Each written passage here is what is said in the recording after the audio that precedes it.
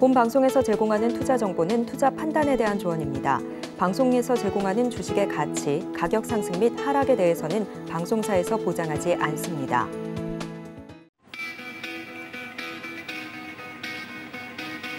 안녕하십니까. 고수익 작전 타임 진행의 도지은입니다. 간밤에 뉴욕 증시는 오랜만에 반등을 해주는 모습을 보였습니다. 그간 좀 낙폭을 키워왔던 주요한 기술주들, 특징적인 종목들이 상승을 해주면서 시장 전반적으로 반등해주면서 마무리가 되는 모습이었는데요. 이날 시장 같은 경우 연준의 회의록과 또 연준 위원들의 발언에 주목을 하는 모습이었습니다. 회의록을 간단하게 정리를 하면 연준의 강경한 긴축 의지를 재확인했다라고 정리해 볼 수 있을 텐데 이후에 1월 효과 기대를 넘어서 더 나은 수익률을 위해서 오늘도 장전 작전 세워보도록 할 테니까 저희와 함께해 주시기를 바랍니다. 자, 그렇다면 이렇게 간단하게 뉴욕 증시 마감 상황 설명을 드렸는데 보다 자세한 이슈 분석해 주실 첫 번째 전문가님 모셔보도록 하겠습니다. 신승균 명지대 경제학과 겸임 교수님 화상으로 연결해 봅니다. 교수님 안녕하십니까? 네, 안녕하십니까? 네, 반갑습니다. 새해 인사가 늦었습니다. 새해 복 많이 받으십시오. 네, 새해 복 많이 받으십시오. 네, 첫 번째 이슈부터 좀 짚어보도록 하겠습니다. 작년보다 올해 더 어려울 것이다라는 이야기들이 계속되는 가운데 정부가 이 새해 예산을 편성하면서 최대한 경기 부양을 하기 위해서 노력을 하겠다라고 계속해서 이야기가 나오고 있다고 합니다. 정부가 이렇게 돈을 풀겠다라는 이야기가 나온다면 시장이 그래도 반등해 줄 수 있지 않을까 하는 기대감도 커질 텐데 시장 모멘텀적으로 분석해 주신다고요? 네, 지금 현재의 상황, 시장 모멘텀이 일단 통화정책 기준으로는 멈춰섰다라고 보셔야 될 것 같습니다. 크게 나눠봤을 때 정부 주도하에서 할 수 있는 부분 네 가지가 있죠. 하나는 통화정책. 통화 스탠스를 완화적 통화 스탠스로 바꾸게 된다라면 상당 부분 경기 부양에 도움이 될 것이고 두 번째는 재정을 확대하는 부분이 되겠습니다. 세 번째는 조세를 감면하는 부분이 되겠고요. 마지막 네 번째는 각종 산업별로 규제를 완화하는 그런 정책이 될 것 같습니다.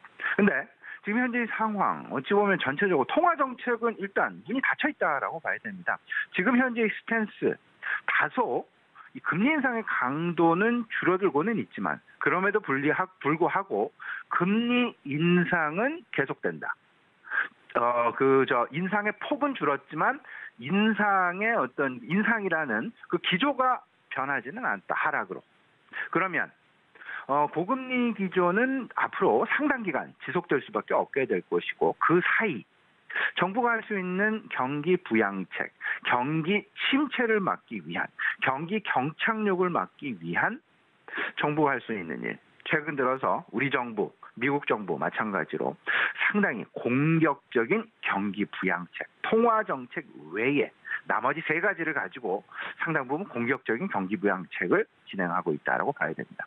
시청자 여러분들은 그 공격적인 경기 부양책에 상당 부분 편승하셔서 투자 전략을 펼쳐나가시는 게 지금 현재의 상황에서 어찌 보면 최선의 투자 전략일 수 있다라는 부분 다시 한번 좀 말씀드리고자 합니다. 최근 좀 살펴보게 되면 부동산 시장도 그렇고요. 주식시장도 그렇고요. 각종 산업 관련도 그렇고 정부의 공격적인 경기 부양책 하나 둘씩 이제 나타나고 있습니다. 종부세, 양도세 비롯한 전반적인 중과세안 폐지가 됐고요. 다주택자에 대한 LTV 완화 그리고 각종 대출 제한이 완화가 되면서 부동산 시장을 살리려는 그런 모습 나타나고 있다. 우리 주식시장도 마찬가지가 되겠습니다. 금융투자소득세를 유예했고 대주주에 대한 자격을 완화시켰고 특히나 대주주 가족합산제를 폐지했다라는 그런 부분들. 올해부터 적용이 됩니다. 이런 부분들. 산업 관련. 최근 들어서 반도체와 관련된 세제 지원 그리고 건설업종에 대한 어떤 재건축 안전 진단 완화랄지 이런 부분들 그리고 에너지원에 대한 각종 변화, 각종 기업별 규제 내지는 산업별 규제 완화가 되고 세제가 지원이 되면서 정부가 할 수 있는 최선의 경기 부양책은 속속 나오고 있다라는 부분. 이런 부분들 잘 생각해 보시면서 일단 통화는 당분간 뚜껑이 닫혀 있습니다. 그러면 통화 정책에 기대하기보다는 통화정책의 완화, 금리 인하로의 전환 시점을 기대하기보다는 아직은 조금 좀 이르다. 그 사이에 우리가 해야 될 일, 결국은 정부가 하고 있는 그런 경기 부양책에 관심을 가져야 될 것이다. 이 부분 조금 더 자세하게 말씀을 드리면 인플레이션의 우려에 따라서 통화 긴축 기조는 일단 지속이 될 것이다 라고 보셔야 되고, 금리 강도 관점에서 금리 강도 최고점을 이미 찍었죠. 이제 시장의 관심은 금리 최고점이 언제일까? 그 금리 최고점이 어디일까? 시장에서는 약 5%, 5.1% 정도를 생각을 하고 있습니다. 그 이후 금리 인하가 되는 시점은 과연 언제가 될 것이냐.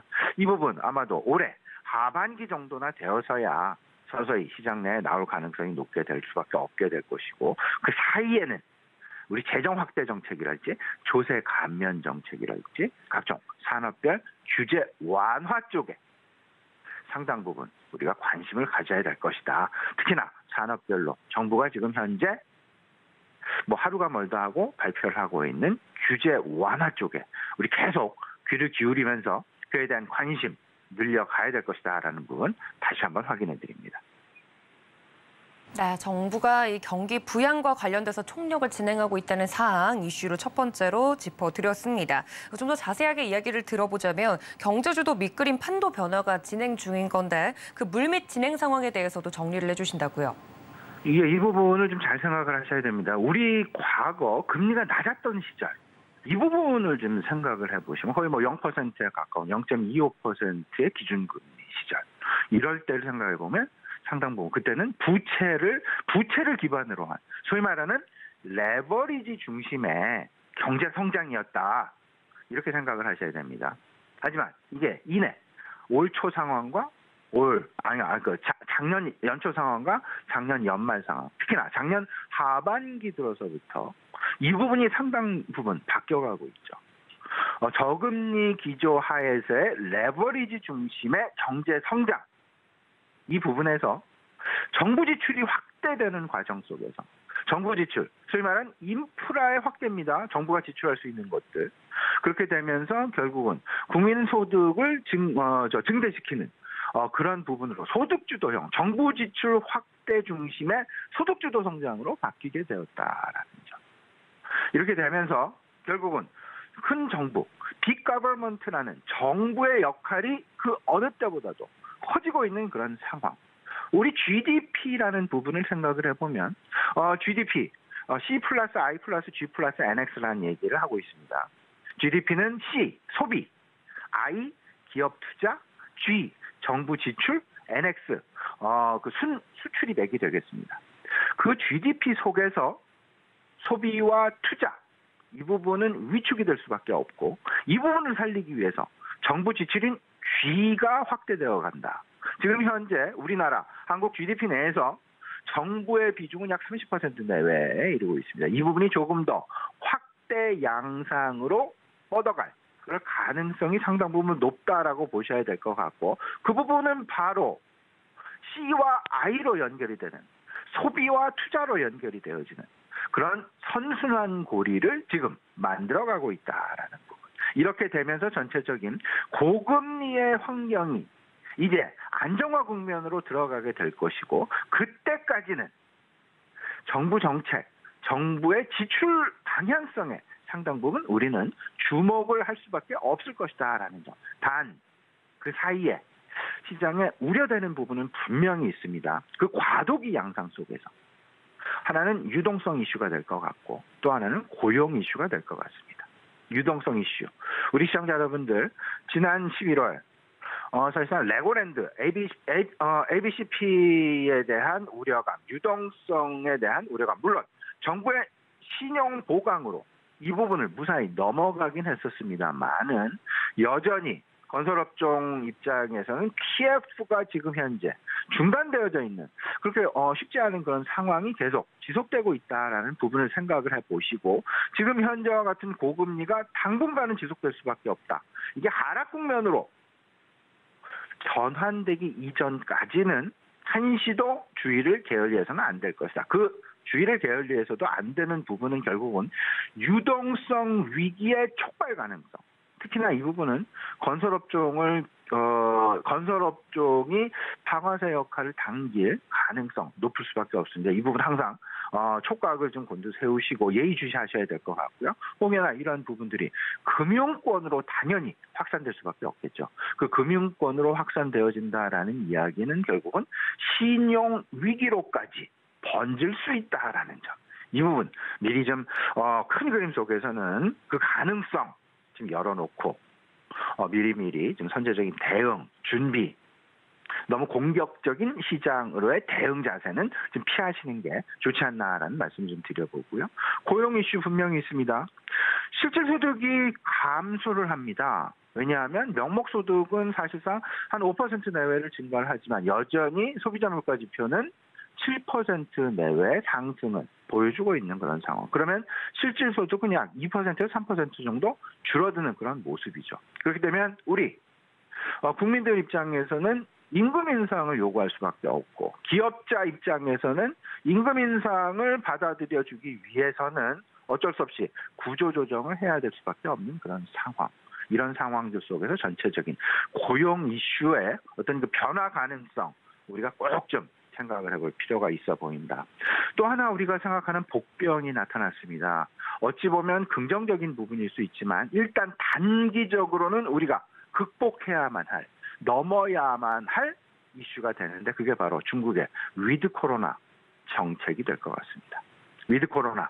일단 향후 한 달에서 두 달 사이. 일단 결국에는 우리가 극복을 해내겠죠. 하지만 지금 현재의 상황 한껏 방역을 조여가고 있는 그런 상황이다라는 점, 이 부분 속에서 공격적인 중국 관련, 위드 코로나 관련주들, 공격적인 대응 자세는 조금 좀 바람직하지 않다. 오히려 조금 좀 분명히 저점 매수 시점이면은 분명합니다. 하지만 조심스러운 매수 행보, 조금 좀 천천히 약간 한 템포 늦추셔서 위드 코로나와 관련된 업종군들 접근하시는 게 낫지 않나 이렇게 말씀을 좀 드려보면서요. 전체적으로 2023년도 최대 쟁점은 결국 두 가지가 될 것 같습니다. 각각 상반기와 하반기로 나눠보게 된다면 황소 긍정적인 이슈와 수구적인 이슈가 분명히 존재를 하고 하반기에도 공격적인 이슈와 수구적인 이슈가 분명히 존재를 하게 됩니다. 상반기 중국 위드 코로나라는 긍정 기대 분명히 있습니다. 하지만 그 반면에 당장 우리 눈앞에 닥쳐 있는 것, 기업들의 실적 둔화, 이 부분에 대한 현실화, 당장 이번 주부터 시작이 되죠.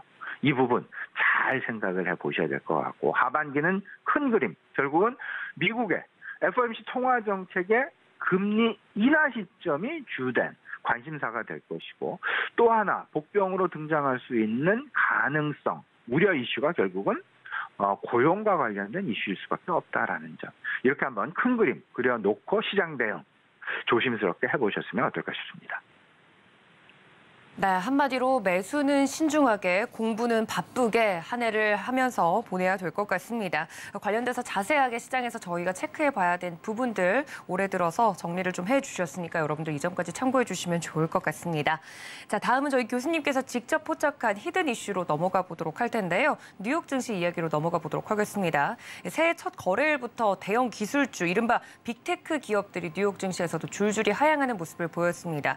특히 이 빅테크 대장주죠. 애플의 주가가 4% 넘게 장중에도 하락하면서 많은 분들이 걱정을 했는데 시총 2조 달러 선이 무너지기도 했습니다. 물론 간밤에 좀 낙폭을 축소해주면서 반등을 성공을 해주는 모습이긴 했는데 이렇게 애플이 시총 지금 현재 2조 달러 선이 무너진 것을 보고 여기서 좀 시사점을 짚어주신다고요.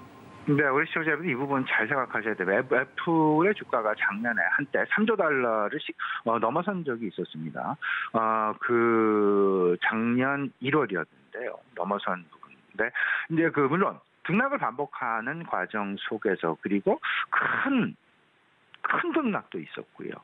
이런 부분들 하면서 전체적인 그림에서는 연중 한 30% 가까운 하락을 보였습니다. 지난밤 다행스럽게도 1% 정도 반등에 성공을 하면서 애플의 주가 2조 달러의 시총을 겨우 넘어서는 2.01 조 달러에서 마감하는 주가로 치면은 약 126달러 36센트로 마감하는 그런 모습.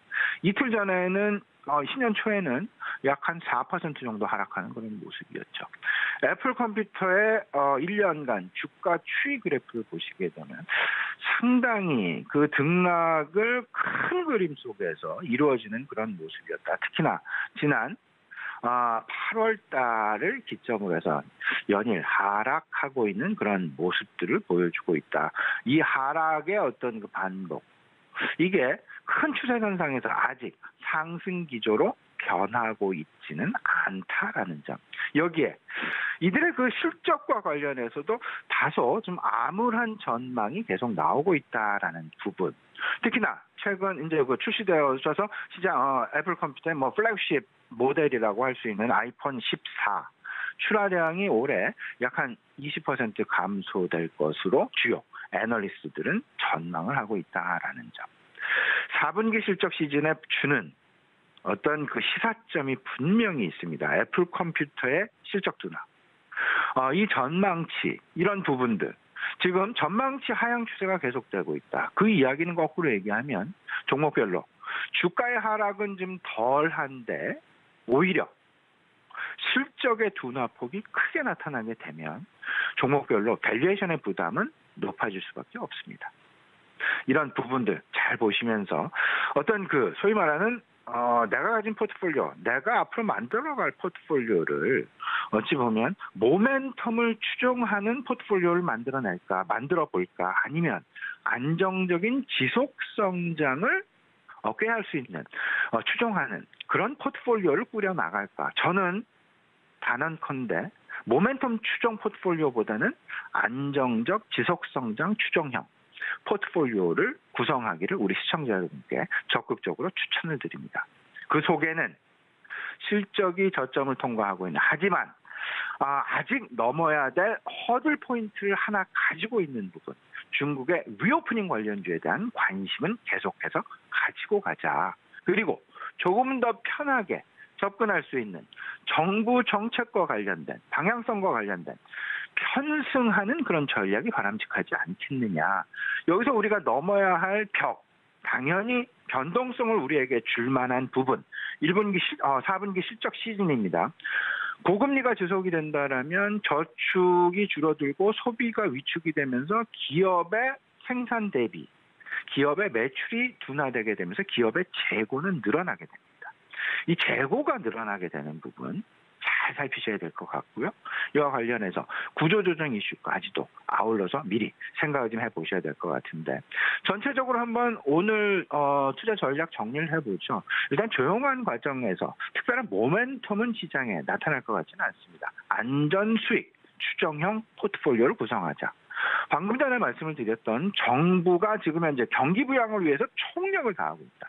정부발 규제 완화, 그리고 세제 지원, 업종별로 어떻게 나타나고 있는지 이 부분 다시 한번 챙겨보시면서 여기에 정부 정책에 편승하시는 포트폴리오를 꾸려 가셔야 될 것 같고요. 중국 위드 코로나 전환과 관련된 부분, 넘어야 될 벽 하나, 이제 코로나의 확산, 주요국들, 우리나라를 비롯한 주요국들의 입출입, PCR 강화 등, 방역 강화 등 이런 부분들 한 고비만 넘기면 될 것 같습니다. 이 한 고비 넘어가는 과정을 매일매일 시시각각 예의주시하셔야 되겠다라는 부분. 그런 과정, 이 두 가지 과정 속에서 당장 눈앞에 당면한 부분이 있죠. 4분기 실적 시즌이 되겠습니다. 4분기 실적 시즌 잘 생각해 보시면서 종목별 그리고 업종별 차별화 진행 가능성, 이 부분에 생각을 해보시면 전체적으로 잃지 않는 수익을 가져갈 수 있는 포트폴리오를 꾸려가실 수 있을 것이다라는 부분 분명하게 말씀드릴 수 있을 것 같습니다. 네, 보다 안정형 포트폴리오를 구축하는 데 집중해보자라고까지 이야기를 해드렸습니다. 여러분도 오늘장 작전까지 세워드렸으니까 참고 부탁드리고요. 지금까지 신승용 명지대 경제학과 겸임 교수님과 작전 세워봤습니다. 교수님 고맙습니다. 네, 다음 국내 증시 작전 좀 더 본격적으로 세워보도록 하겠습니다. 펀스탁TV 황호준 외환시장 분석연구원님과 연결해 보도록 하겠습니다. 연구원님 안녕하십니까? 네, 안녕하세요. 네, 반갑습니다. 첫 번째 이슈부터 바로 세워보도록 하겠습니다. 잘 살펴보면 전일장에서 우리가 짚어봐야 할 내용이 있다고 하셔서 저희가 체크를 좀 해볼까 하는데요. 전일장, 제 기억에는 굉장히 긍정적인 흐름이 나왔는데 어떤 부분 저희가 짚어볼까요? 네, 전일 우리나라 증시는 상당히 강하게 올라주었죠. 그간 제가 강조해왔던 증시의 바닥권이 이제는 거의 다가왔다라는 생각을 했는데 저의 생각이 점점 맞아들어간다는 확신을 뒷받침할 시그널들이 하나 둘 시장에 나오고 있었습니다. 특징적으로 삼성전자 그리고 SK하이닉스의 독주가 상당히 눈에 띄었는데 원래 시장의 반등은 이런 상징적인 대형주들이 움직이면서 시작이 되죠. 사실 상승의 큰 뒷배경은 이 삼성의 이재용 회장과 그리고 대한민국 정부 차원의 반도체 설비 공제가 세액 공제 확대가 가장 큰 이유 중에 하나였습니다. 이 전일 시장에 나왔던 내용이었는데 자세히 말씀을 좀 드리자면은 이 레인보우 로보틱스와의 공시를 통해서 삼성전자가 로봇 산업에 뛰어들겠다를 사실상 선언을 하였습니다. 여기에 타이밍 좋게 정부 차원의 반도체 설비 투자, 세액 공제 확대 이슈까지 겹치게 되면서 이로써 삼성과 대한민국 정부가 4차 산업혁명 중에서 그리고 로봇, 반도체에 힘을 준다는 걸 증명을 해버린 셈이죠. 이처럼 대한민국을 상징하는 기업과 대한민국 정부 자체의 방향성 더불어서 원달러 환율까지 안정적인 모습을 보여주자 우리나라 증시 양시장 정말 강하게 올라주었습니다. 하지만 이 와중에 대부분의 종목들이 아직까지는 만족할 만한 상승이 나와주지 않고 마무리되는 모습이었지만 상승으로 마감을 했다는 게 상당히 상징적인 하루였습니다. 네, 이렇게 말씀해 주신 것처럼 시총 상위주들 위주로 상승세가 이어지는 모습이었는데 그렇다면 이런 상황에서 저희가 좀 살펴볼 만한 종목 어떤 종목일까요? 네, 오늘 살펴드릴 종목은 바로 카카오페이입니다. 이 기존의 대형주들이 전일 증시를 기점으로 해서 대부분 반등을 시도를 하고 있는 와중에 이 대형주들 중에서도 섹터의 상징적인 대형주들의 반등이 상당히 눈에 띄었습니다. 이 와중에 여러분들께서도 현재 가격이 시세 대바닥에 위치를 하게 되면서 앞으로도 기업 자체의 펀더멘털이 상승할 거라 기업에 예상되는 곳들에 투자를 하시는 게 가장 수익이 극대화를 노릴 수가 있겠죠. 현재 카카오페이는 그간 카카오 그룹주 자체의 이슈로 지난해 최고점이 24만 8,500원 대비해서 약 76%에 달하는 하락이 나와 있는 상태입니다. 그만큼 가격적인 메리트로는 상당히 저평가가 되어 있는 구간이 맞다라고 보고 있는데 여기에 카카오페이는 지난해 11월 중국의 엔트그룹과 함께 결제 마케팅 솔루션인 알리페이 플러스와 함께 제휴를 했습니다. 이로써 중국과 일본에서의 결제를 활성화하는 방안을 시행을 했는데 현재 중국은 리오프닝 선언으로 인해서 내수 경제를 살리기 위한 중국 정부의 움직임들이 상당히 눈에 띄고 있습니다. 무엇보다 내년 아시안게임을 개최를 앞둔 항저우 근교 EUC를 시작으로 해서 중국 내 대도시 위주로 시범 운행을 한 후에 사용처를 점진적으로 늘리는 방안을 모색 중인데 또한 일본에서도 지난 19년부터 시작된 카카오페이 알리페이 플러스는 공항, 편의점, 그리고 드럭스토어, 백화점 테마파크에서 환전업이 결제를 할 수 있게 되면서 국내를 기점으로 해외도 상당히 빠르게 뻗어나가고 있는 추세입니다. 아직까지도 기존의 이슈들 속에서 말도 많고 그리고 탈도 많은 종목이지만 우리 투자자들의 인식에 카카오페이의 지난날의 영광이 머릿속에 강하게 남아있기 때문에 그간의 상승분과 그리고 낙폭을 바라보고 반등폭을 노린 단타 매매에 상당히 최적화되어 있는 종목이다라고 볼 수 있습니다. 현재 지지라인을 60일 이동평균선을 기반으로 약 5만 원 선에 지지라인을 그려가면서 카카오페이는 반등 중에 있습니다. 그래서 가격 전략으로 말씀을 드리자면은 5만 9천 원 이하 매수, 그리고 1차 목표가로는 6만 5천 원, 2차 목표가로는 7만 원을 제시해드리겠습니다.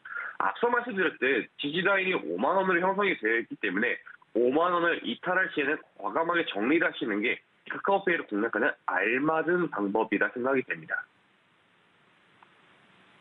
자, 오늘의 첫 번째 종목 카카오페이 자세하게 말씀을 드렸습니다. 가격 전략까지 말씀을 드렸으니까요. 여러분들 이 점까지 투자하시는데 참고해 주시기를 바랍니다. 자, 두 번째 이슈로 넘어가 보도록 하죠. 오늘은 드론 테마에 대해서 또 다뤄주신다고 하는데 최근 북한의 무인기 사태 이후 이 드론 관련된 종목들이 굉장히 큰 주목을 받고 있죠. 여기서 저희가 챙겨야 할 정보와 포인트 정리해 주신다고요? 네. 윤 대통령이 지난 북한의 무인기 사태 이후로 대한민국 드론 사업에 대해서 직접적으로 언급을 할 만큼 이 드론 관련 섹터들이 상당히 눈에 띄는 모습을 보여주고 있습니다. 이 대표적으로 한컴위드가 어제 상한가 마무리가 했는데 상당히 눈에 띄는 이슈가 있었죠. 대한민국의 대통령이 직접 올해 안으로 소형 드론에 대해서 눈에 띄는 성과를 가져오라고 말을 했으니 이에 따른 파급력은 상상 이상일 거라고 생각합니다. 현재 드론 테마는 아직까지는 초일기 단계이며 어떠한 종목이 대장주이고 실질적으로 드론이라는 기술력을 상용화까지 이어갈지 아무도 모르고 있는 상태입니다. 실제로 전일 상한가 마무리한 한커미드 이 종목은 드론과는 연관이 없습니다. 먼저 현재 한커미드의 주요 매출은 보안 소프트웨어와 그리고 디지털 포렌식이 대부분이기 때문이죠. 한커미드는 20년 9월 우주드론 전문기업인 인스페이스를 인수하게 되었는데 이렇게 되면서 드론 관련주로 엮이게 되었습니다. 또한 인스페이스는 한국항공우주연구원 출신 최명진 대표가 12년 설립을 한 이력이기 때문에 이렇게 드론 테마로 인식이 돼서 이상하게 테마가 형성이 되었는데 이처럼 아직까지 드론 테마의 대장주가 없기 때문에 이러한 현상이 벌어졌다고 보고 있습니다. 관련해서 드론 사업과 정말 타당성이 있는 가능성이 존재하는 기업이 있다라고 하게 되면은 드론 테마에 비어있는 자리인 대장성에 올라가게 되게 되면은 만약 대장주 자리 매김이 확실하게 된다고 하게 되면은 그간에 방어하고 있던 이 드론 사업에 몰릴 수 있는 투자자들의 판단이 엄청난 상승세를 동반해서 나와줄 포텐셜이 있는 섹터임은 틀림이 없습니다. 네, 그렇다면 드론 관련된 종목 어떤 종목을 볼지도 궁금한데 오늘의 종목은 어떤 종목일까요? 네, 앞서 말씀드렸던 이슈에 이어서 말씀을 드리자면은 현재 드론 테마 자체 대장주는 아직까지 나오지 않은 상황이죠. 하지만 대한민국 최초로 초경량 항공기인 KA의 100기를 선보이게 되면서 국토교통부 차관이 직접 나와서 배셀의 초경량 항공기의 시운전을 한 이력까지 있습니다. 그만큼 기술력을 인정을 받았다라는 기업인 거를 설명할 수가 있겠죠. 이뿐만이 아니라 배셀은 한국항공우주 그리고 현대차와 함께 정부주도 자율비행 개인 항공기, 다시 말해서 2인승 경량 항공기와 드론형 무인 항공기를 개발까지 하게 되면서 UAM 그리고 드론 시대의 포문을 연 기업입니다. 또한 배셀은 그간의 기술력을 바탕으로 해가지고 자회사로서 경항공기와 무인 항공기 사업 부분을 담당하고 있는 배셀 에어로스페이스를 올해 상장 목표로 삼고 IPO를 준비하고 있음을 지사와 같이 밝혔습니다.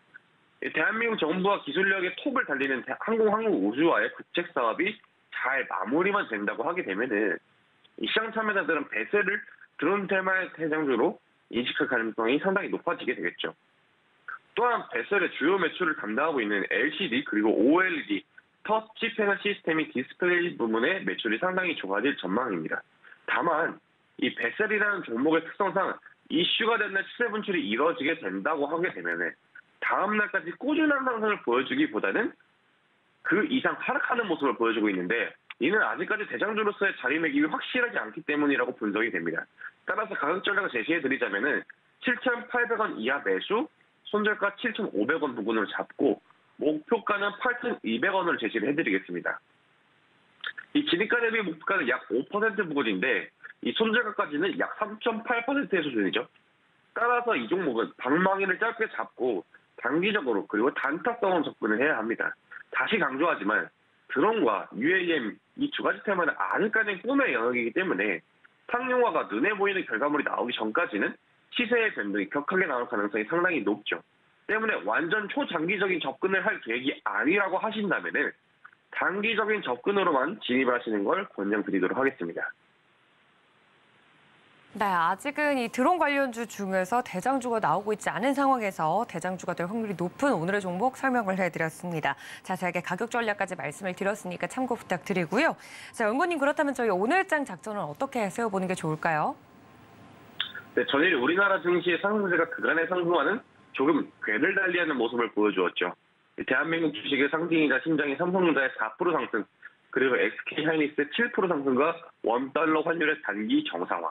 현재에서 저가 매수세와 함께 외국인과 그리고 기관 투자자들의 공격적인 투자가 이뤄진다고 하게 되면은 어쩌면 우리가 지금 매매하는 이 시점이 증시의 최하단 바닥이라 생각해 볼 수 있는 자리라고 보입니다. 하지만 또 어디서 돌발 악재가 나올지 모르기 때문에 바닥을 아주 정확하게 캐치해낸다는 접근보다는 무릎 정도를 찾아서 접근하는 게 가장 확률이 높은 투자라고 보입니다. 따라서 장기적인 관점에서 정부의 투자가 꾸준하게 이루어지게 되면서 그리고 전 세계적으로 관심을 쏟는 그런 테마의 종목을 천천히 물량을 모아가는 기간을 삼으시고 분할 매수하시는 투자법으로 권장을 드리도록 하겠습니다. 네, 이렇게 오늘장 작전까지 세워봤습니다. 지금까지 펀스탁TV 황호준 외환시장 분석연구원님과 함께했습니다. 연구원님 고맙습니다. 감사합니다. 네, 이렇게 이슈에 따른 종목들 이야기까지 들어봤는데요. 보다 자세한 종목에 대한 공부 시간 가져보도록 하겠습니다.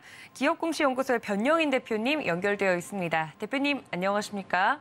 네, 반갑습니다. 네, 반갑습니다. 자, 오늘은 어떤 종목 저희가 공시 내용 분석해 볼까요?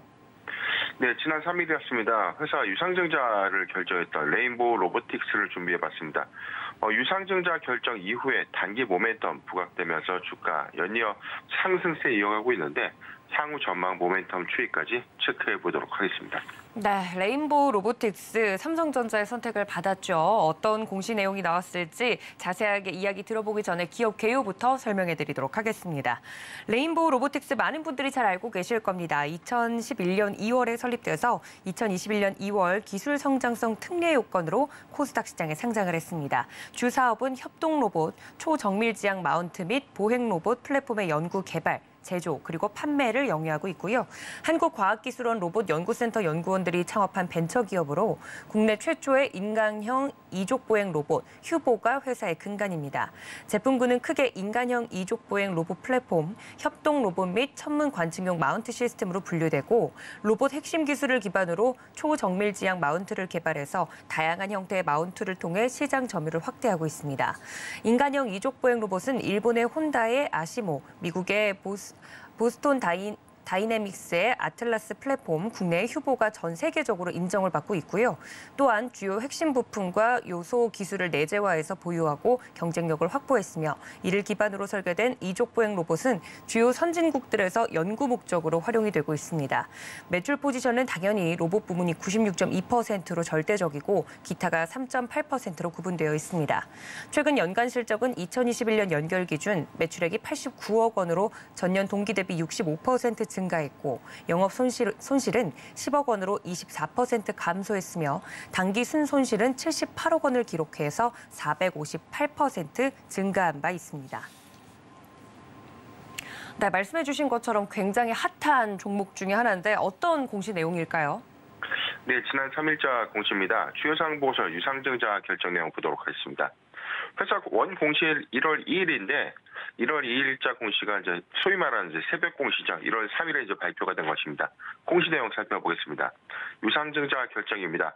회사는 신주 194만 주를 4만 주에 최근 발행 주식 1,684만 1,219주에 194만 주 비율의 전체 589억 원 규모의 제3자 배정 유상증자를 결정한 것입니다. 4번 자금 조달의 목적을 보면 회사는 운용자금의 300억, 시설자금의 289억 원을 배정하겠다라고 좀 밝혔습니다. 신주 발행가액은 3만 400원입니다. 기준주가의 10% 할인율을 반영했다라고 좀 발표했습니다. 신주 배정 기준은 상장 예정일은 1월 20일인데요. 1년간 보위예수 절차를 통해서 전매가 금지될 전망입니다. 하단 내용 더 보도록 하겠습니다. 제3자 배정 대상자입니다. 삼성전자 주식회사의 194만 주를 전량 배정하는 조건이고 1년간 전량 보위예수한다라고 밝히는 공시입니다. 레인보우 로보틱스가 삼성전자를 대상으로 589억 원의 이 자금 조달을 발표하게 됨으로써 이에 따른 어떤 기대감들이 좀 수반된 어떤 단기 급등 흐름을 좀 보여주는 공시다라고 판단된 공시입니다. 네, 관련돼서 공시 내용 자세하게 살펴봤습니다. 그렇다면 이 공시 내용이 사업 모멘텀 부분에서도 영향을 반드시 줄 것 같은데 어떤 체크 포인트 저희가 짚어볼까요? 네, 1월 초 CEX 박람회를 통해서 지금 로봇, UAM 섹터의 어떤 이 기대감들 좀 수반되고 있었는데, 로봇주의 어떤 기대감들이 1월 초에 어떻게 크게 좀 집중된 어떤 흐름들이 좀 아니었습니다.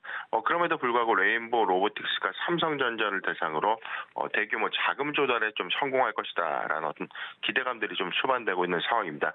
삼성전자의 스탠스를 최근에 어떤 흐름들 좀 보면 로봇, UAM 섹터 그리고 AI 부분의 신규 투자 투자를 좀 결정한 만큼 이에 따라서 레인보우 로보틱스의 어떤 지분 10%대의 어떤 지분을 취득한 삼성전자의 어떤 입장이 향후 레인보우 로보틱스의 어떤 이 지분 투자 확대 어떤 기대감들도 수반될 수 있고, 이에 따라서 자금 조달을 성공적으로 유치함에 따른 어떤 이 시설 자금 조달을 완료한 레인보우 로보틱스의 입장에서는 오히려 향후 시설 투자의 어떤 이 확정 사항으로 인한 어떤 전망들이 좀 더 기대감 좀 더 수반하는 내용들을 반영하고 있는 상황입니다.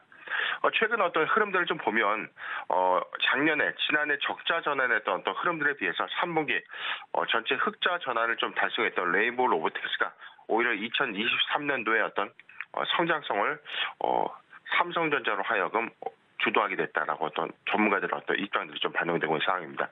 3분기 누적 매출을 104억을 좀 기록했고요.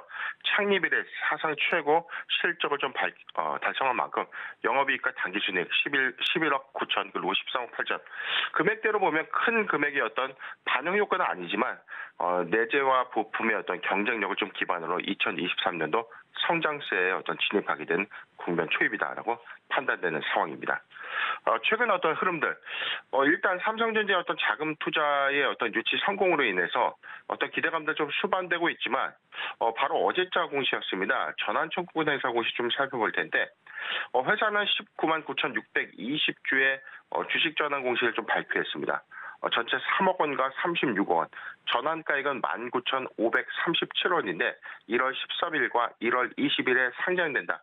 단기 시세 차익 어떤 물량들이 좀 반영될 수 있는 어떤 흐름들, 최근 어떤 상승 흐름을 좀 저해시킬 수 있는 요인이다라고 좀 판단되는 상황입니다. 전체 어떤 시장의 어떤 흐름들의 어떤 내용들 좀 보면 아주 미전환된 물량 81억 원 물량이죠. 41만 4,597주의 1회차 전환세제 잔액이 좀 남아있기 때문에 향후 물량 출현에 따른 어떤 가격 변동 요소는 좀 있다라고 좀 판단되는 상황입니다. 차트 살펴보도록 하겠습니다.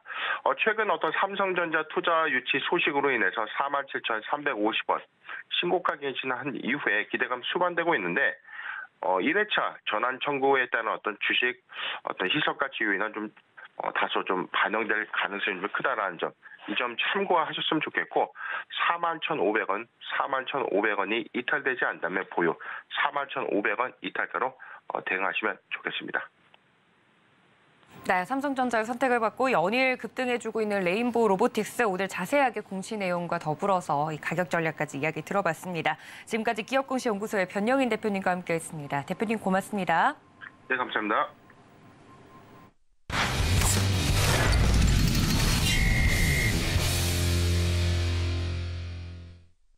네, 이번에는 국내 증시 맞춤형 전략을 세워보도록 하겠습니다. 글로원 파트너스 이성웅 이사님과 함께합니다. 이사님 안녕하십니까? 네, 안녕하세요. 네, 반갑습니다.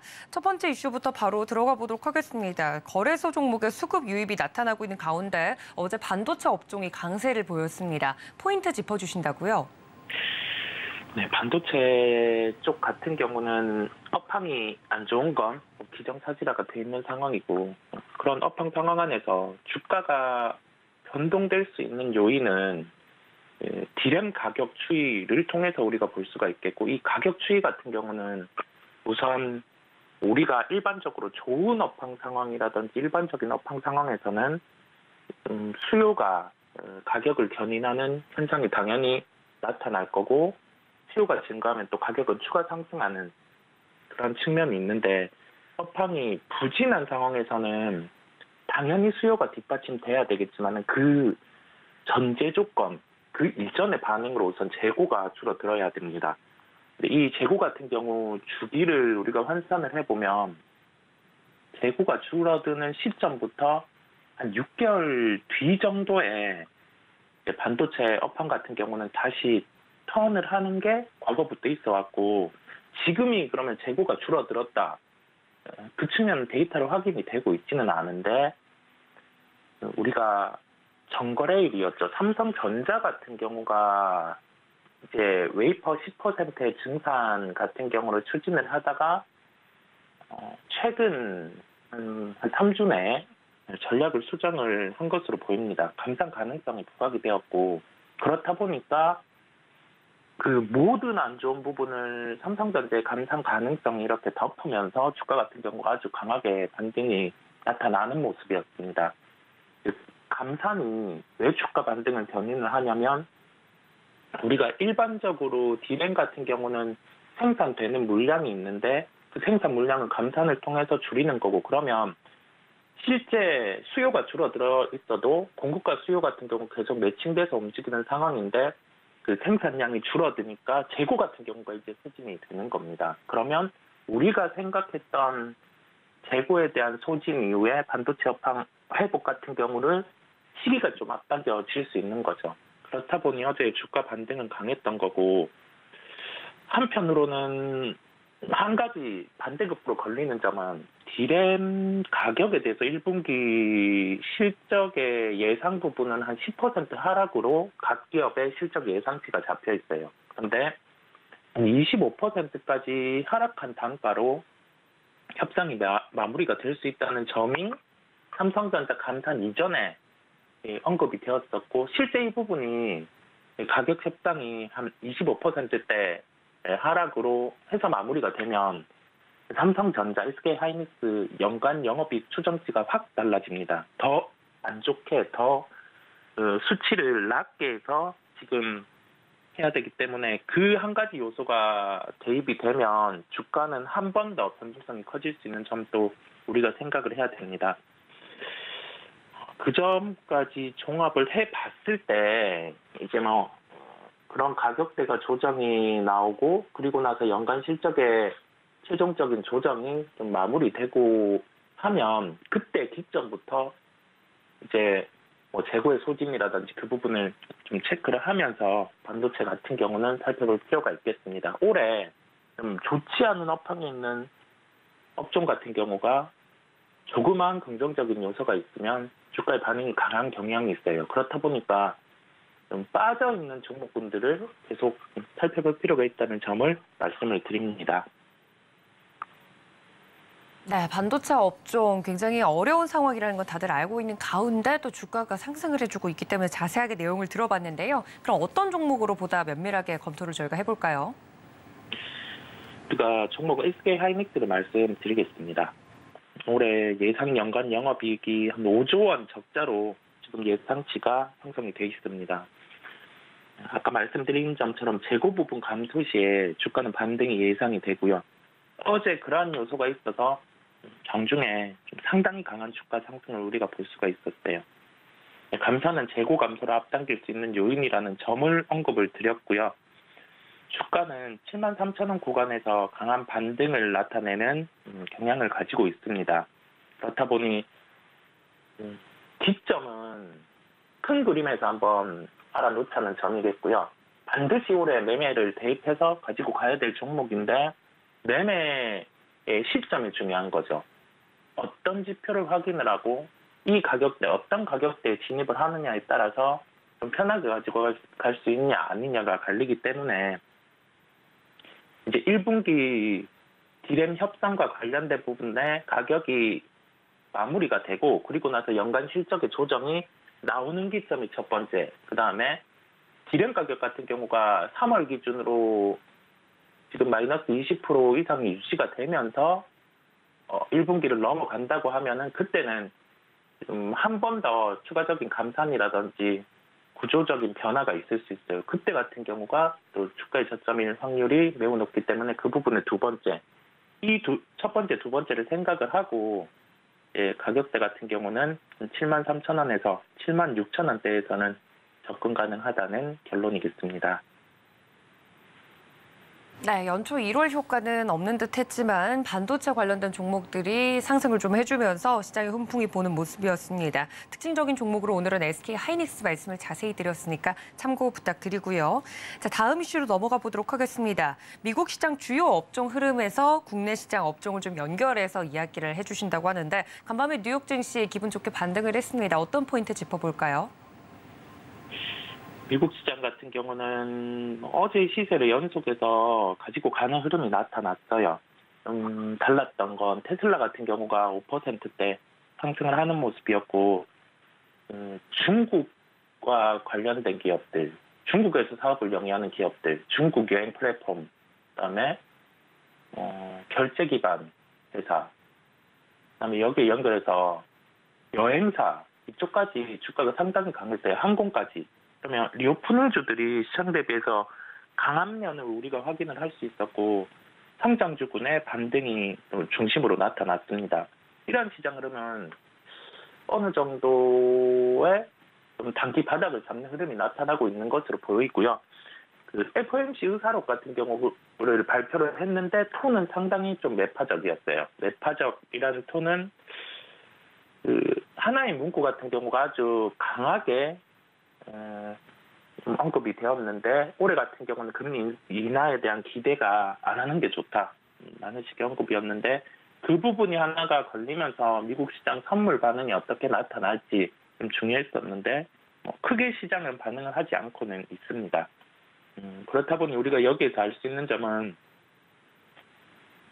약간 금리 인하로 기대되었던 부분들, 성장주들의 주가 턴 이 부분은 한켠에 접어두고 지금 빠져있는 성장주 안에서 특정 기업이 구조적으로 주가에 긍정적인 영향을 미치면서 변화될 수 있는 요인이 있다면 그런 기업들을 개별로 집어서 보는 게 중요하겠습니다. 관련돼서 그럼 저희가 볼만한 특징적인 종목은 어떤 종목일까요? 네, 종목은 카카오페이를 말씀드리려고 합니다. 카카오페이 같은 경우는 간편 결제랑 금융사업을 영위를 하고 있습니다. 이 두 가지 사업 같은 경우는 대표적으로 해외에도 결제와 관련된 기업들, 페이팔 이런 기업들이 있겠고요.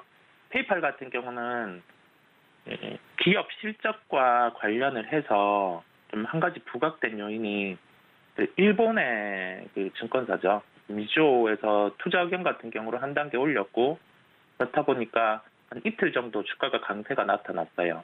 한 4%대 정도 상승이 나타났고 우리가 그 알리바바 그룹 같은 경우가 한 13% 정도 주가가 상승을 했습니다. 이게 그룹 산하의 핀테크 기업이죠. 엔트그룹 같은 경우가 자금 조달 계획이 승인이 됐고 실제 상장에 대한 가능성도 열려 있다 보니까 이 부분과 관련돼서 카카오페이는 알리페이와 제휴를 해서 중국 시장에 진출을 해 있는 상황입니다. 그렇다 보니 실적적인 측면에서 우리가 현재 실적을 대입을 했을 때는 시총이 좀 비싸다는 기준이 높아요. 그런데 새롭게 우리가 새로운 시장을 개척을 해서 그 부분에서 시장 점유율이 올라오는 단계를 보여주면 비싼 시총 같은 경우가 그만큼 합당하게 우리가 받아들여질 수 있거든요. 이게 왜냐면 지금 우리나라 시장에만 국한된 그런 결제라든지 시스템이 100의 구성이라고 하면은 만약에 중국 시장이 열린다고 하면은 그 시장 규모는 1000에서 3000 이 정도가 형성이 돼 있다 보니까 지금 여기에서 발생하는 매출 대비 동일하게 시장 점유율을 가지고 간다고 생각을 하면 한 10배 정도의 매출이 더해질 수 있는 거죠. 그 구조를 생각을 하면서 그 새롭게 시장을 개척하는 기업 같은 경우는 그 시장에 대해서 전체적인 볼륨을 한번 볼 필요가 있다라는 점을 말씀드립니다. 가격 접근은 58,300원대 접근 가능하다는 결론입니다. 오늘 선택을 많이 받는 종목이네요. 카카오페이 자세하게 좀 말씀을 해드렸습니다. 가격 접근은 58,300원대 접근이 가능하다는 말씀 드렸으니까 이 점까지 참고해 주시기 바랍니다. 네, 지금까지 글로벌 파트너스 이성웅 이사님과 함께했습니다. 이사님 고맙습니다. 네, 감사합니다. 네, 이렇게 장 전에 저희가 전략 모두 세워봤는데요. 본 방송에서 제공해드린 정보는 투자 판단에 대한 조언일 뿐 해당 주식의 가치나 수익률을 보장하고 있지 않다는 점까지 알려드리면서 저희는 장중 전략으로 인사드리도록 하겠습니다. 시청해주신 여러분 고맙습니다.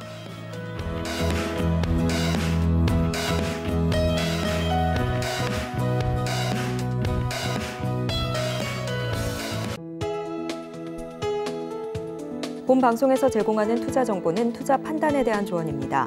방송에서 제공하는 주식의 가치, 가격 상승 및 하락에 대해서는 방송사에서 보장하지 않습니다.